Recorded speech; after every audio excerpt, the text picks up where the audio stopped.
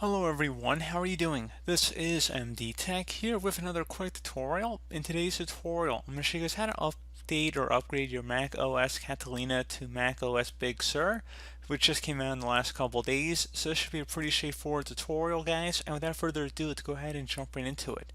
So we're going to start off by selecting the Apple icon up the top left corner of your screen, and then you want to select System Preferences, so go ahead and left click on that. And then once this loads up here, there should be an option that says macOS Big Sur. It's a pretty big download here, so it will take a few hours to actually download and install. So I'm not going to show you guys the whole process of actually installing it. It's a very straightforward and automated process from here. But otherwise, just go ahead and select this Upgrade Now button.